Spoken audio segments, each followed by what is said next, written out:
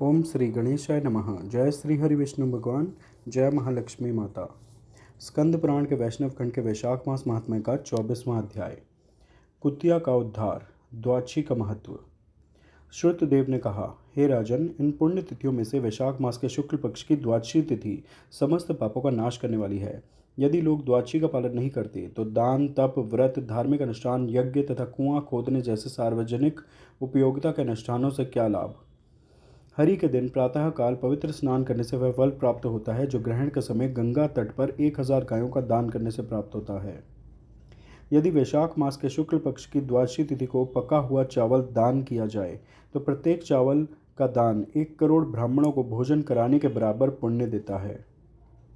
जो व्यक्ति 12वें दिन शहद के साथ तिल के बीजों का एक बर्तन दान करता है वह सभी बंधनों से मुक्त हो जाता है और भगवान विष्णु के लोक में सम्मानित होता है। शुक्ल पक्ष की एकादश तिथि को भगवान श्री हरि का जागरण करना चाहिए, तब मनुष्य जीवित मुक्त आत्मा बन जाएगा। सभी देवता प्रसन्न होंगे। श्री हरि के दिन प्रातःकाल स्नान करने से वह फल प्राप्त होता है जो करोड़ों चंद्र सूर्य ग्रहणों में तीर्थ स्नान करने से प्राप्त होता है। द्वादशी के दिन तुलसी के कोमल पत्तों से भगवान विष्णु की पूजा करनी चाहिए।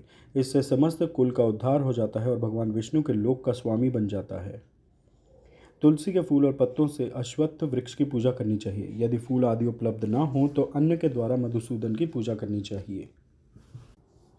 जो मनुष्य वैशाख मास के शुक्ल पक्ष की द्वादशी तिथि को दही मिश्रित चावल, जल का घड़ा तथा यथोचित धन दान करता है उसका पुण्य सुनो। मधु विष्णु के आदेश से उसे वह पुण्य प्राप्त होता है जो प्रतिवर्ष 1 करोड़ व्यक्तियों को 6 स्वादों वाले स्वादिष्ट व्यंजनों से भोजन कराने वाले को प्राप्त होता है।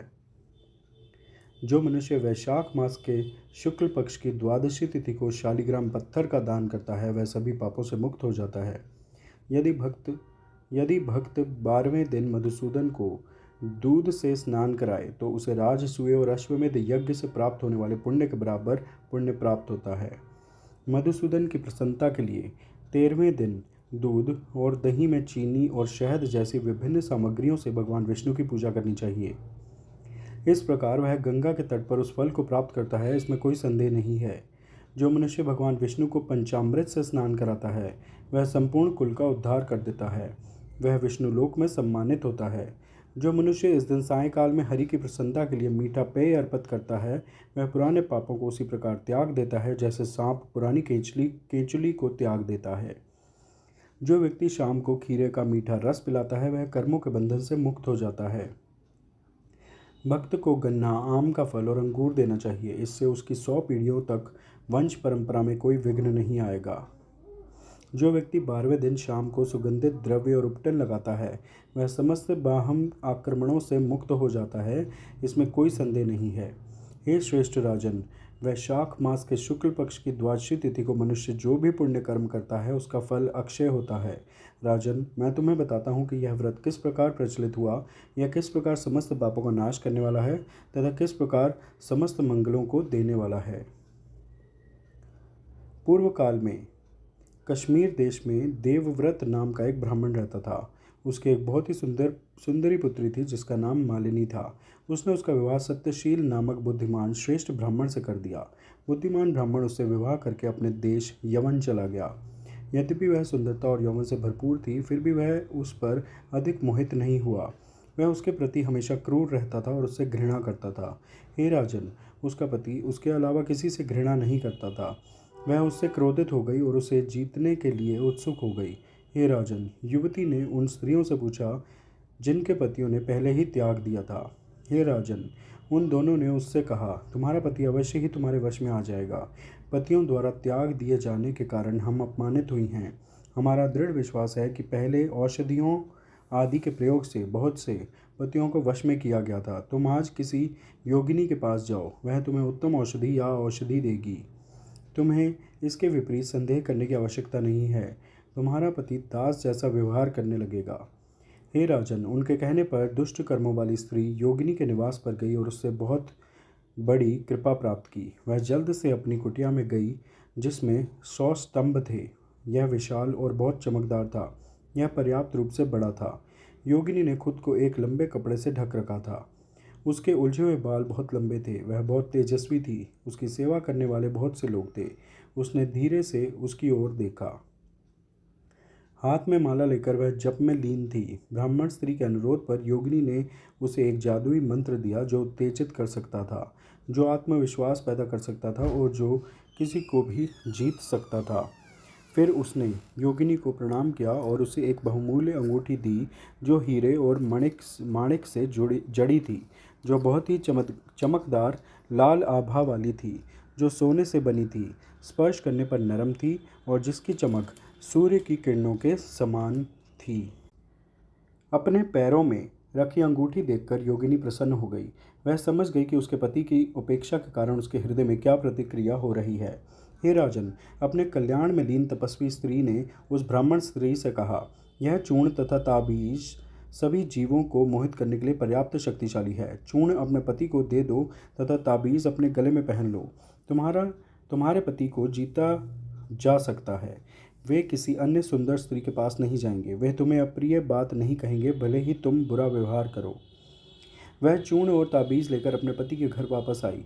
संध्या के समय उसने अपने पति को दूध में चूर्ण मिलाकर पिलाया, ताबीज़ उसके गले में बांध दिया।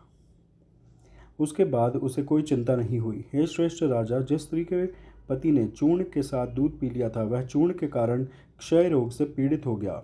वह दिन प्रतिदिन थकता और क्षीण होता गया। भयानक रूप से सड़ते घावों में कीड़े और कीटाणु बहुत बढ़ गए।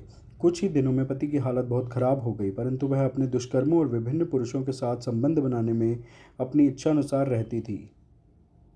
जिसका स्वाभाविक तेज और तेज नष्ट हो गया था और जिसकी इंद्रियां विकृत हो गई थी, वह पति दिन रात विलाप करता रहा। उसने उससे कहा, हे सुहागिन, मैं तुम्हारा दास हूँ, मैं तुम्हारी शरण में आता हूँ, मुझे बचाओ, मैं किसी अन्य स्त्री की कामना नहीं करता।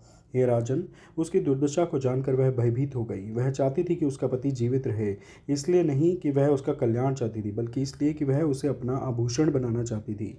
वह तुरंत योगिनी के पास गई और उसे सारी बात बताई। जलन को शांत करने के लिए उसे दूसरी दवा दी गई। दवा दिए जाने पर पति को तुरंत राहत मिली और उसका स्वास्थ्य सामान्य हो गया। उसका प्रेमी घर के किसी जरूरी काम के बहाने घर में ही रुका रहता था। उसके सभी जाति धर्म के प्रेमी घर में ही रहते थे। पति कुछ भी कहने में असमर्थ था, फिर भी उसके दुष्कर्मों से उत्पन्न पाप ने उसके शरीर में कीटाणु उत्पन्न कर दिए। उन्होंने उसकी हड्डियों को छेद दिया। वे काल, संहारक और यम नियंत्रणकर्ता के समान थे। उन्होंने नाक, जीभ और कान के साथ साथ स्तनों में भी छेद कर दिए। उंगलियां फट गईं, वह लंगड़ी हो गई और अंततः उसकी मृत्यु हो गई। उसे नारकीय यातनाएं मिली। उसे 1,50,000 वर्षों तक तांबे के बर्तन में भून कर उबाला गया। फिर वह एक कुतिया के रूप में 100 बार पुनर्जन्म लेती रही। उसमें हमेशा कोई न कोई कमी रहती थी, जैसे नाक कटी हुई या कान फटे हुए। उसके सिर में हमेशा कीड़े लगे रहते थे। कभी कभी पूंछ कट जाती थी या पैर टूट जाता था। उसे हर घर में कोड़े मारे जाते थे। तत्पश्चात वह सौवीर देश में पद्मबंधु ब्राह्मण की दासी के घर में कुतिया के रूप में जन्मी। इस जन्म में भी उसे अनेक दुख भोगने पड़े। उसकी नाक कट गई, कान फट गए, आंखें क्षतिग्रस्त हो गईं और पूंछ कट गई। वह बहुत परेशान थी। सिर में कीड़े पड़ गए और योनि मार्ग भी संक्रमित और सड़ा हुआ हो गया। हे राजन, इस जन्म में 30 वर्ष बीत गए। सौभाग्यवश अपने ही कर्म के फलस्वरूप निम्नलिखित घटनाएं घटित हुई। वैशाख मास के शुक्ल पक्ष की द्वादशी तिथि को, जब सूर्य मेष राशि में था, पद्मबंधु के पुत्र ने नदी में स्नान किया और वस्त्र भीग कर शारीरिक और मानसिक पवित्रता के साथ घर लौटे। उन्होंने तुलसी के पौधों के लिए बनाए गए मंच के पास जाकर अपने पैर धोए। मंच के नीचे कुतिया सो गई। प्रातःकाल सूर्योदय के समय जब वह जल से स्नान करती थी, जिससे उसके पैर धोए जाते थे, तो तुरंत ही उसके सारे अशुभ कर्म नष्ट हो जाते थे और उसे अपने पूर्व जन्मों का स्मरण हो आता था। अपने द्वारा पूर्व में किए गए कर्मों को स्मरण करके वह कुतिया दयनीय रूप में चिल्लाने लगी और बोली, हे ऋषिवर, मुझे बचाओ। अपने बुरे कर्मों को स्मरण करके उसने महान तपस्वी को बताया। वह बहुत भयभीत हो गई। उसने तपस्वी को बताया कि उसने अपने पति को किस प्रकार विष दिया और उसने क्या क्या पाप किए। हे ब्राह्मण, यदि कोई अन्य युवती अपने पति को जीतने के लिए औषधि दे तो उसका आचरण दुष्ट होगा, उसका धर्म व्यर्थ होगा। उसे ताम्रभाजन नामक नरक में या तांबे के बर्तनों में तला और पकाया जाएगा। पति ही नेता और आधार है, पति ही उपदेशक है, पति ही श्रेष्ठ देवता है। यदि वह अपने पति के प्रति अहितकर कार्य करती है तो पतिव्रता स्त्री सुख कैसे प्राप्त कर सकती है। वह निम्न पशुओं में 100 बार जन्म लेगी, वह सैकड़ों बार और करोड़ों बार कीड़े के रूप में जन्म लेगी। इसलिए हे ब्राह्मण, स्त्रियों को अपने पति की आज्ञा का पालन करना चाहिए। हे ब्राह्मण, यदि आज मैं आपके समक्ष आया हूँ और आपने मेरा उद्धार नहीं किया तो मुझे भी यातनाओं से भरे घृणित बुरे जन्मों का सामना करना पड़ेगा। हे ब्राह्मण, यद्यपि मैं पापी हूँ तथापि हे ब्राह्मण, मुझे अपना पुण्य देकर मेरा उद्धार करो। तुमने वैशाख मास के शुक्ल पक्ष की द्वादशी तिथि को अनेक पुण्य कर्म किए हैं। तुमने स्नान, दान तथा विद्वानों को चावल खिलाकर अपने पुण्य बढ़ाए हैं। यद्यपि मैं पापी हूँ हे ब्राह्मण, इससे मुझे मुक्ति मिलेगी। हे ब्राह्मण, जो व्यक्ति उस दिन अपने घर में भी पवित्र स्नान करता है उसे निसंदेह सभी तीर्थों का फल मिलता है। द्वादशी तिथि को किए गए तप, दान, होम, देव पूजा तथा अन्य पवित्र अनुष्ठानों का अक्षय फल मिलता है। यदि तुम्हें ऐसा कोई लाभ हो तो उसे मुझे दे दो। द्वादशी के दिन व्रत और 13वें दिन पारण करने से जो पुण्य प्राप्त हुआ है उसे मुझे दे दीजिए, इससे मुझे मोक्ष की प्राप्ति होगी। हे महाभाग्यवान, मुझ अभागिन पर दया करो। तुम दीन दुखियों के प्रति सहानुभूति रखते हो। जनार्दन दीनों के स्वामी हैं, वे जगत के स्वामी हैं, वे तुम्हारे स्वामी हैं। उनके सभी लोग उनके समान हैं। जैसा राजा होता है वैसे ही प्रजा होती है। हे यमलोक या नरक के नाश करने वाले, मेरी रक्षा करो। मैं अत्यंत दुखी हूँ। मैं आपके द्वार पर रहने वाली एक दयनीय कुतिया हूँ। हे ऋषि, मुझ अभागिन की रक्षा करो। यह शुभ तिथि 1000 ब्राह्मणों की हत्या, 1000 गौ हत्या और करोड़ों निषिद्ध स्त्रियों के साथ संभोग के पापों को जला देती है। हे महामुनि, इस तिथि पर किए गए आपके कर्मों से जो महान पुण्य आपने कमाया है उसे मुझे दे दो। मुझे उठाओ, मैं पीड़ा में हूँ। हे प्रभु, मेरी रक्षा करो। अंत में मैं आपको प्रणाम करता हूँ। हे ब्राह्मण, हे श्रेष्ठ ब्राह्मण, आपको नमस्कार है। कुतिया के ये वचन सुनकर ऋषिपुत्र ने उससे कहा, हे कुतिया, सभी प्राणी अपने अपने कर्मों के कारण ही सुख दुख भोगते हैं, अतः तू जो तुच्छ प्राणी है अब क्या कर सकती है। तेरे पाप कर्म के कारण ही तेरे ब्राह्मण पति को ताबीज, चूर्ण आदि से वश में किया गया है। अच्छे लोगों के प्रति किया गया पाप स्वयं को दुख पहुंचाता है। माननीय और अच्छे लोगों के प्रति किया गया पुण्य कर्म दुख का नाश करता है। यदि ये दोनों ही पापियों के पक्ष में या विरुद्ध किए जाएं तो वे केवल पाप और दुख ही उत्पन्न करेंगे। जैसे सर्प को मीठा दूध पिलाने से उसका विषैला स्वभाव बढ़ जाता है। जब ऋषिपुत्र ने ऐसा कहा तो कुतिया बहुत दुखी हो गई। वह जोर से कराह उठी और अपने पिता के सामने एक बार फिर चिल्लाते हुए बोली, हे पद्म बंधु, जो कुतिया आपके द्वार पर रहती है, जो प्रतिदिन आपका झूठा खाती है, उसे बचाइए, मुझे बचाइए। वेदों के ज्ञाता लोगों को ऐसा मत है कि ऐसे लोगों को एक सज्जन गृहस्थ द्वारा उद्धार और ऊपर उठाना चाहिए, जिनका पालन पोषण और भरण पोषण उसी को करना चाहिए। चांडाल, कौवे और कुत्ते सदैव दया के पात्र हैं। वे प्रतिदिन हवन में भाग लेते हैं। यदि वह ऐसे व्यक्ति का उद्धार नहीं करता जिसका पालन पोषण करना चाहिए, विशेषकर जब वह दुर्बल हो, रोग आदि से पीड़ित हो, तो वह नीचे गिर जाएगा, इसमें कोई संदेह नहीं है। ऐसा वेदों के जानकारों का मत है। जगत के रचयिता हरि ने एक और रचयिता अर्थात ब्रह्मा को उत्पन्न किया और स्वयं उसकी रक्षा करते हैं। वे सभी प्राणियों की रक्षा करते हैं।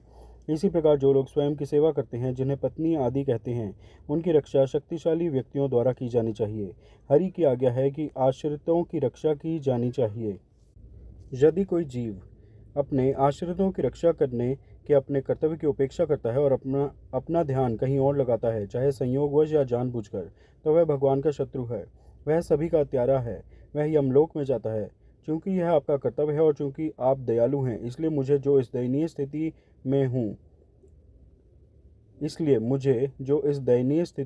में हूँ मुक्ति दिलाइए। उस कुतिया के ये शब्द सुनकर बेटा तो घर में ही रहा, लेकिन दया के भंडार पद्म बंधु घर से बाहर निकल गए। उन्होंने उससे पूछा, यह क्या है। बेटे ने सारी बात कह सुनाई। बेटे के शब्द सुनकर उसे बहुत आश्चर्य हुआ। उसने उससे कहा, पद्म बंधु ने कहा, हे मेरे पुत्र, तुमने ऐसे शब्द कैसे कहे। हे उत्तम मुख वाले पुत्र, ये अच्छे लोगों के शब्द नहीं हैं। जो पापी अपने सुख के लिए सब कुछ करते हैं, वे तिरस्कार के पात्र हैं। देखो मेरे बेटे, सभी लोगों को दूसरों की सहायता के लिए काम करना चाहिए। चंद्रमा, सूर्य, वायु, रात्रि, अग्नि, जल, चंदन, वृक्ष और अच्छे लोग, ये सभी दूसरों की सहायता करते हैं। जब दधीची को यह पता चला कि दैत्य अत्यंत शक्तिशाली हैं तो उन्होंने दयापूर्वक देवताओं की सहायता के लिए अपनी अस्थियां दान कर दी। हे महान भाग्यशाली, पहले राजा शिबी ने कबूतर की सहायता करने के कारण अपना मांस भूखे बाज को दे दिया था। पृथ्वी पर पहले जिमूतवाहन नाम का एक राजा था, उसने भी अपने प्राण दानवीर गरुड़ के लिए त्याग दिए थे। अतः विद्वान ब्राह्मण को दयालु होना चाहिए। भगवान इंद्र पवित्र लोगों पर वर्षा करते हैं, लेकिन क्या वे अशुद्ध लोगों पर भी वर्षा नहीं करते? क्या चंद्रमा चांडालों के घर को भी सदैव प्रकाशित नहीं करता? अतः मैं इस कुतिया को, जो बार बार विनती कर रही है, अपने पुण्यों से उसी प्रकार बचा लूँगा जैसे कोई कीचड़ में डूबी हुई गाय को ऊपर उठा लेता है। इस प्रकार उस अत्यंत बुद्धिमान ने अपने पुत्र को अस्वीकार करके वचन दिया।